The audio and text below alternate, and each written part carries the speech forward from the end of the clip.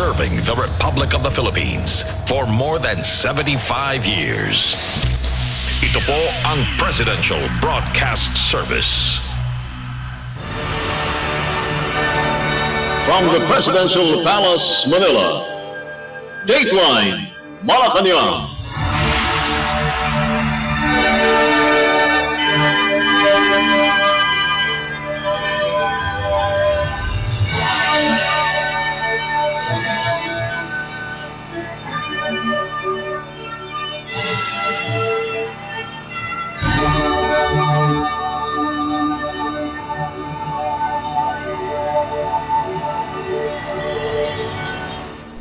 Good day, this is Dateline Malacañang. Here are today's Palace top stories.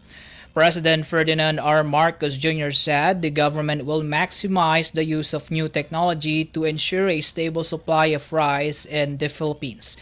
In his speech during the launch of the 2023 Mariano Marcos State University or MMSU Philippine Rice Research Institute or PhilRice Rice Paddy Art on Monday, President Marcos underscored the importance of taking new technology from the laboratory to the rice field. There's a necessary work to be done for us to be able to, as I say, take the new technology from the laboratory to the rice field.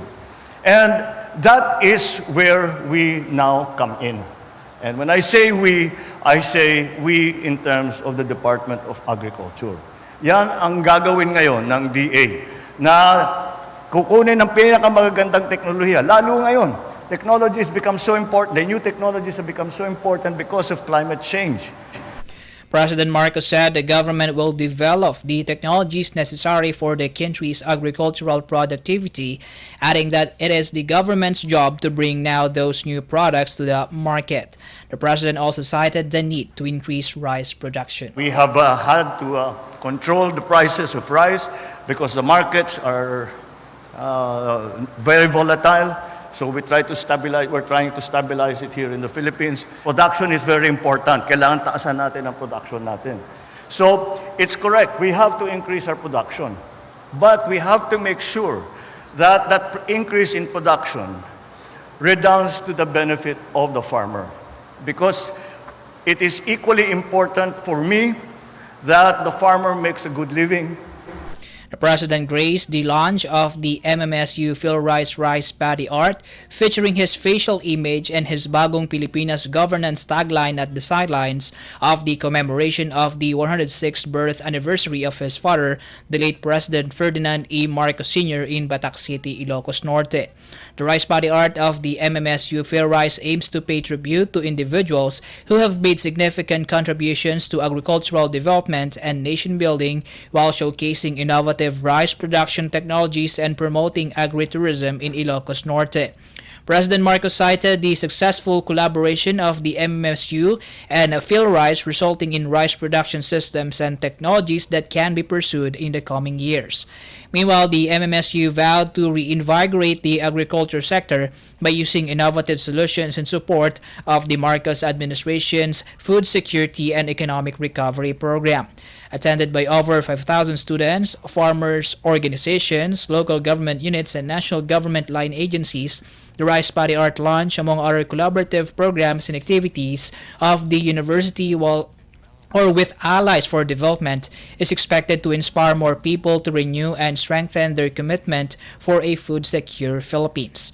To date, MMSU, along with a total of 88 farmer cooperators, continue to maintain a 23-hectare consolidated model rice farm equipped with solar-powered pumps and irrigation canals. It also showcases modernized farming with its transplanter and harvesters donated by partner agencies. In the past rice cropping season, the farmer cooperators gained an average of 3.55 tons per hectare despite the calamities during the season. To further reduce production costs in rice farming, the MMSU is recommending several technology interventions such as the use of drought-resistant rice or early maturing and flood-tolerant varieties, Bio-N as inoculant, Carrier Genan plant growth promoter, and organic fertilizer. Seed stocks and fertilizers are also distributed to farmer cooperators right after the pre-dispersal training. Aside from rice, other high-value crops like corn, garlic, and tomato are also being piloted at the university model farms to boost farmers' productivity. Dateline Malacañang. Some rice retailers on Monday said the cash aid being provided by the government to them would greatly help small businesses overcome the effects of Executive Order or EO number 39 while the country awaits the palay harvest season. This developed as the Department of Social Welfare and Development or DSWD began the payout of Sustainable Livelihood Program or SLP cash assistance for micro or rice retailers in Parañaque City. Simultaneous distribution of the cash aid was also held in Navotas City and in Zamboanga del Sur. On the other hand, Mayor Miguel Ponce III of Pateros requested to reschedule the payout in his locality on Tuesday, September 12. Social Welfare Secretary Rex Gatchalian said that the Department of Social Welfare and Development or DSWD started providing livelihood grant to micro and small rice retailers last Saturday in Quezon City, the cities of San Juan and Caloocan. Around 300 retailers received 15,000 pesos each. As part of this continuing effort, the government targets to provide cash aid to some 400 rice retailers in Parañaque and Navotas cities and Zamboanga del Sur on Monday. Secretary Gatchalian said that the Department of Trade and Industry or DTI is studying extending similar assistance to small sari-sari store owners as he described the recent aid distribution as very smooth. The government allotted an estimated 1 billion pesos for the grant of assistance to cash aid beneficiaries who are qualified retailers identified by the DTI. The provision of assistance is in line with the directives of President Ferdinand R. Marcos Jr. to assist small-scale business owners who have been directly impacted by the imposition of rice price ceilings. Citing the Department of Agriculture or DA, Secretary Gatchalian said major rice-producing areas have started their palay harvest, which will result in an expected drop in rice prices soon as more supply enters the market. President Marcos issued EO number 39 putting a price cap on rice in an effort to ease off the increasing price of the staple cost by hoarding and price manipulation. Under EO 39, the mandated price of regular milled rice is 41 pesos per kilogram while well-milled rice should be sold at 45 pesos per kilogram. Dateline Malacañang. The Philippines economic team reiterated their full support and endorsement of the President's recent decision to impose a price cap on rice while emphasizing the importance of immediately implementing a comprehensive set of measures aimed at securing long-term stability within the rice market. In a statement on Monday, Finance Secretary Benjamin Jokno said Executive Order number 39, which was issued by the President, served as a lifeline, extending much-needed relief to Filipinos grappling with the high rice prices. The Finance Secretary emphasized that the economic team views EO 39 as an essential stopgap measure and underscored the importance of supplementing it with additional measures to achieve long-term rice price stability in the country. The imposition of a price cap on rice is geared at addressing non-competitive practices by some market players and complemented by measures to discourage hoarding, thereby reducing the price of rice. Secretary Jokno, however, noted that EO 39 can be proven effective in the near term but should not persist for an extended period. The finance chief said the president has directed the economic team to implement measures that will mitigate the negative impact of the price controls on rice retailers and farmers. The Department of Finance or DOF has proposed a comprehensive approach, including the temporary reduction of the 35% rice import tariff rates, both ASEAN and Most Favored Nation or FNN rice rates to 0% or a maximum of 10% to arrest the surge in rice prices. Additionally, the Finance Secretary clarified the importance of encouraging timely rice imports by the private sector. The full implementation of the Super Green Lane, which allows for advanced processing and clearance of shipments for the country's top or qualified importers has also been proposed to expedite rice imports. The government also aims to curb non-competitive behavior in the rice industry by actively pursuing cases of hoarding, smuggling, and economic sabotage. Secretary Jokno said that there should also be strict monitoring of the prices of imported rice throughout the logistics chain. The President has directed the DA and the Department of Trade and Industry, or DTI, to monitor rice prices by making rounds in markets and storage facilities. The Interagency Committee on Inflation and Market Outlook, or IAC-IMO, which the DOF co-chairs, will continue to monitor developments in food and non-food inflation in order to effectively identify the measures needed to mitigate inflationary pressures. Dateline Malacañang. The National Disaster Risk Reduction and Management Council, or NDRRMC, on Tuesday said that the amount of agriculture and infrastructure damage attributed to the southwest monsoon and typhoons Guring, Hana, and Ineng has now reached an estimated 2.5 billion pesos. The amount is higher by 600 million pesos compared to the 1.9 billion pesos worth of damage reported on September 8, according to the agency. Out of this amount, 1.513 billion pesos worth of agricultural damage was incurred in Cagayan Valley, Central Luzon, Mimaropa, Western Visayas, and the Cordillera Administrative Region, or CAR. Meanwhile, infrastructure damage so far amounted to 905.7 million pesos in 6 regions. In the same bulletin, damaged houses were placed at 7,813 in the regions of Ilocos, Cagayan Valley, Central Luzon, Calabarzon, Mimaropa, Western Visayas, and Cordillera. Meanwhile, affected families were placed at 312,818 families, which is equivalent to 1,163,529 persons residing in 2,394 barangays in 8 regions. Dateline Malacañang. President Ferdinand R. Marcos Jr. is set to discuss priority policies and programs before economic managers and business leaders at the 10th Asian Conference in Singapore on September 13. According to the Presidential Communications Office, or PCO, President Marcos will headline the 30-minute talk, highlighting the government's efforts to improve the lives of Filipinos amid challenges from significant global events. The PCO said President Marcos will be the first sitting Philippine president to address the Milken Institute's Asia Summit. Aside from the Philippine President, Malaysian Prime Minister Anwar Ibrahim will also be addressing the annual gathering. The Asia Summit 2023 will focus its discussions on issues about peace and stability, inequality, cultural differences, and irreparable environmental damage. Hosted by the Milken Institute, the Asia Summit holds a decade-long work that focuses on public health, environmentalism, economic policy, and globalization. The Milken Institute is known as a non-profit think tank that puts emphasis on accelerated progress towards gaining a meaningful life for all. It brings the best ideas and practices in laying out the blueprint for holding a dialogue on critical global issues. The event will also be live-streamed at the Milken Institute's website. Aside from the summit, the PCO said the president will also be meeting with business leaders to strengthen economic ties and further forge possible partnerships between the two economies in select industries.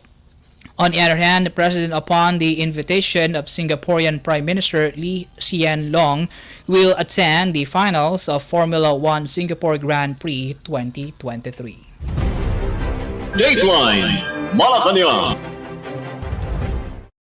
President Ferdinand R. Marcos Jr. aims to raise the country's ranking in the Global Innovation Index, or GII, report of the World Intellectual Property Organization, or WIPO, by the end of his term in 2028. In his message read by Trade Secretary Alfredo Pascual during the Asian Regional Conference in support of accelerated life sciences innovation on Monday, he said he believes that by addressing gaps and challenges in innovation input, inputs and outputs indices, as well as in making continued investments in the country's educational and research institutions, the Philippines will reach this dream in no time. The Philippines ranked 59th in the 2022 GII, a slip from the previous year's 51st. The country's highest GII ranking is at the 50th spot in 2020. President Marcos, who also chairs the National Innovation Council or NIC, said the launch of the National Innovation Agenda and Strategy Document 2023 to 2032 will guide the country in improving its performance in the GII. He said the Department of Science and Technology's Balik Scientist program, which encourages Filipino scientists overseas to return to the Philippines and share their knowledge, will also strengthen the country's push to use and commercialize technologies invented in the country. Meanwhile, Intellectual Property Office of the Philippines or IPO-PHL Director General Ruel Barba told the state-run Philippine News Agency that the agency's officials are hoping for a substantial improvement on the country's GI ranking this year. He said the recently passed laws on innovation such as the Philippine Innovation Act, the Innovative Startup Act, and the Philippine Creative Industries Development Act will help raise the country's world ranking. He said the Knowledge, Innovation, Science, and Technology or KIST park in various higher education institutions nationwide will also boost the innovation ecosystem in the country. Dateline Malacañang. The Department of Transportation or DOTR on Monday broke ground for the establishment of 76.70 kilometers of protected bike lanes across the cities of Lipa and Batangas City in Batangas and the cities of Antipolo, Cainta, and San Mateo in Rizal. The bike lanes, with a total approved budget of 151.7 million pesos under the 2022 General Appropriations Act, are expected to be completed by the first quarter of 2024. The project is part of the government's active transport program that aims to provide sustainable and seamless active transport not only in Region 4A Calabarzon but also nationwide. The project has Class 2 with physical separators and pavement markings and Class 3 or shared roadway bike lanes. The bike lanes to be installed in Batangas are the first in the province, while the new bike lanes in Rizal are an expansion and improvement of existing bike lanes. The DOTR is targeting to expand the protected bike lane networks to 2,400 kilometers. The use of protected bike lanes was implemented at the height of the pandemic in 2021 when there was limited mobility due to the pandemic restrictions. The bike lane network augmented public transportation and helped people safely get to work during the pandemic. Based on a 2020 survey from social weather stations and the Department of Health, 87% of Filipinos agree that roads in cities and towns will be better if public transportation, bikes, and pedestrians are prioritized over private vehicles. Dateline Malacañang. The Philippine National Police or PNP on Monday said 286 firearms have been confiscated in checkpoint operations since the start of the gun ban in relation to the October 30 Barangay and Sangguniang Kabataan elections or BSKE. In a press briefing in Camp Crame, PNP spokesperson Colonel Jean Fajardo said they are also validating 9 suspected election-related incidents or ERI from the regions of Central Luzon, Bicol, Eastern Visayas, Zamboanga Peninsula, Sorsogon, and Caraga. The incidents would have to be validated within 10 days by the Joint Peace and Security Coordinating Council to determine if they can be considered ERIs. Meanwhile, the police force has confirmed 2 incidents as ERIs and 11 others as non-ERIs. Fajardo said one of the 2 confirmed ERIs happened in Libon Albay, where the victim, Alex Repato, a re-electionist captain of Barangay San Jose, was shot dead by still unidentified assailants in his house during the first day of filing of Certificate of Candidacy on August 28. The PNP is also keeping a close watch on 4 active private armed groups or PAGs and 38 potential PAGs. The election period for the BSKE started on August 28 and will end on November 29. During this period, the Commission on Elections or COMELEC mandates the suspension of activities involving the carrying of firearms or other deadly weapons and the employment of security personnel or bodyguards by incumbent public officials, whether elected or appointed, as well as private individuals. To facilitate the application for the issuance of a certificate of authority for security detail, eligible individuals, including incumbent public officials and private citizens, are encouraged to submit the request online through the COMELEC website. The electronic filing system has been operational since June 5 and will remain open until November 15. Dateline Malacañang. President Ferdinand R. Marcos Jr. on Tuesday expressed his sympathy to the people of Morocco following a 6.8 magnitude earthquake that killed more than 2,000 people on September 8. In a post on his X account, formerly known as Twitter, President Marcos said the Philippines is ready to offer assistance and support to help Morocco in its swift recovery. He also hoped that the Moroccan people would stand united and remain strong in the wake of the deadly earthquake. A 6.8 magnitude earthquake hit Morocco on September 8 at 11:11 p.m. local time at a depth of 18.5 kilometers, according to the United States Geological Survey. The epicenter of the earthquake was near the town of Igil in Alhaus province, some 70 kilometers southwest of Marrakech. An updated report of the earthquake shows that 2,862 are dead and 2,562 injured as of 7 p.m. on September 11, according to the Morocco state news agency Agence Marocaine de Presse. Morocco has not experienced a 6.8 magnitude earthquake since 2004, when a 6.3 magnitude rocked the port city of Al Hoceima, killing around 630 people. Seismological experts have warned survivors against aftershocks, which could last weeks or even months after the strong earthquake. Dateline Malacañang. In related news, no Filipinos were hurt or affected by the deadly 6.8 magnitude earthquake that struck southwest of Marrakech in Morocco on Friday last week. According to Philippine Ambassador to Morocco, Leslie Baha, the Philippine Embassy there has received no reports of any Filipino being affected by the earthquake as of Monday. The official said the embassy is in touch with leaders and coordinators in various areas of Morocco. Dateline Malacañang. With the magnitude 6.8 earthquake that recently killed over 2,000 people in Morocco, the Philippine Institute of Volcanology and Seismology, or PHIVOLCS, on Monday advised the public to be prepared for strong earthquakes. In a public briefing, PHIVOLCS Director Teresito Bacolco said while he believes the Philippines is more prepared now compared to 20 or 30 years ago, he noted that people should still prepare in case a strong earthquake hits the country. Bacolco also cited the initiatives of local government units, or LGUs, in preparing their communities against possible or strong earthquakes. The Quezon City government, for instance, he said, constantly reminds homeowners and residents affected by the West Valley Fault to move out and transfer away from the fault line. He said Pasig and Makati cities are also taking initiatives to delineate the 5-meter buffer zone. In 2017, the Makati City government started the retagging of properties and survey of households within the 5-meter buffer zone or either side of the West Valley Fault, which traverses 4 barangays in the city. I think we're much more prepared now than before, say, 20 or 30 years ago. And aware po yung mga tao ngayon. Isa po sa mga dahilan dito is yung every quarter na earthquake drill na ginagawa ng Endure IMC. Kailangan po nating paghandaan.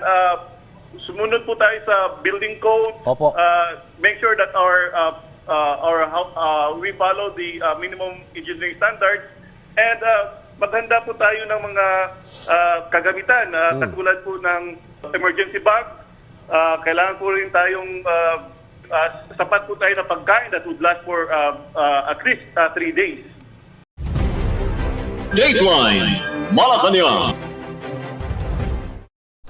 Department of National Defense or DND Secretary Gilberto Teodoro Jr. on Monday called out the China Coast Guard for its irresponsible behavior after its ships and those of its militia performed dangerous maneuvers to stop the latest resupply efforts to the Philippine detachment manning the BRP Sierra Madre in Ayungin Shoal last week. Secretary Teodoro maintained that the resupply efforts to the BRP Sierra Madre and its detachment will continue. While no water cannoning took place during this resupply mission, he said the Chinese vessels' dangerous maneuvers against the Philippine Coast Guard or PCG vessels escorting the two resupply boats are an egregious violation of maritime safety. Despite this, Secretary Teodoro said the Philippines will continue to escort supply boats involved in the RORE or Rotation and Resupply mission. Quizzed on whether it is about time to let Philippine Navy ships escort the RORE missions, Secretary Teodoro said he is more inclined to wait first for the recommendation of the Navy Chief, the Armed Forces of the Philippines Chief of Staff, and National Security Council. Dateline Malacañang. The commissioning of two former United States or U.S. Navy Cyclone-class patrol vessels would greatly enhance the capability of the Philippine Navy or PN to conduct littoral and coastal patrol capabilities. Speaking at the christening and commissioning rides for BRP Valentin Diaz and BRP Ladislao Diwa at the Naval Station Jose Andrada, Roas Boulevard, Manila, Defense Secretary Gilberto Teodoro Jr. said the two Alvarez-class patrol ships are welcome additions to the Philippine Navy's littoral fleet in order to pursue a more robust position in defending the country's sovereign rights in the 200 nautical mile exclusive economic zone and other jurisdictions of the Republic of the Philippines. Littoral refers to the areas near shores or a coastal region. The DND chief said the Philippines is thankful for the continuing cooperation and collaboration with the United States as its treaty partner, stressing that the paradigm is not for anything else but to preserve a rules-based international order, to preserve the primacy of international law in setting maritime boundaries and in settling disputes. Meanwhile, Philippine Navy Chief Vice Admiral Toribio Adasi Jr. said the two ships represent the commitment of the United States to help enhance the Philippines' capabilities for maritime operations. He said the Alvarez-class patrol vessels are formidable assets in the Philippine Navy's maritime arsenal due to their speed and reliability, which can allow the Navy to swiftly respond to emergencies in littoral battle spaces, particularly in low-intensity conflict environment. Meanwhile, Philippine Navy spokesperson Captain Benjo Negranza said the ships are named after Filipino patriots Valentin Diaz and Ladislao Diwa, who were among the founders of the Katipunan which launched the Philippine Revolution against Spain in 1896. The first ship of the class, the BRP General Mariano Alvarez, was the former USS Cyclone, acquired and activated by the Philippine Navy in 2004. The U.S. Navy transferred these two Cyclone-class patrol vessels upon decommissioning in Bahrain this March 28 through its Axis Defense Article program. The two former U.S. patrol vessels were stationed at Manama, Bahrain at the time of their decommissioning. They were delivered to the country last May. Negranza earlier said these 55-meter vessels will be able to complement the Philippine Navy's patrol gunboats in ensuring safety and security within the littoral waters of the porous borders and vast maritime environment of the Philippines, being equipped with the firepower and lethality for littoral operations. They are projected to undertake coastal patrols along the country's littoral waters and sea lanes of communications, maritime interdiction escort, surveillance and special operations, as well as humanitarian assistance and disaster response missions. The Cyclones are a class of U.S. Navy coastal patrol vessels consisting of some 14 ships and were constructed from 1992 to 1994. The vessels weigh around 328.5 tons and have a length of 179 feet, a beam of 25 feet, and a draft of 7.5 feet. Their maximum speed is placed at 32 to 35 knots and they have a range of between 2,000 to 2,500 nautical miles. Cyclone-class patrol vessels are armed with 25mm autocannons and several high-powered machine guns. U.S. Ambassador to Manila Mark K. Carlson, who was also present in the christening and commissioning ceremony of the two Alvarez patrol vessels, said the ships bring real strategic benefit not only to the country but to the alliance of the two nations and the entire region. Ambassador Carlson also said that the two former Cyclone class patrol vessels have a significant history of service at the forefront of operations for the U.S. Navy. She also emphasized that these two ships are entering Philippine Navy service at an important time when the maritime security environment in the Indo-Pacific is increasingly complex. Dateline Malacañang. And that concludes today's edition of Dateline Malacañang. For Radyo Pilipinas World Service, this is Win Peñano. Good day. From the Presidential Palace, Manila, Dateline Malacañang.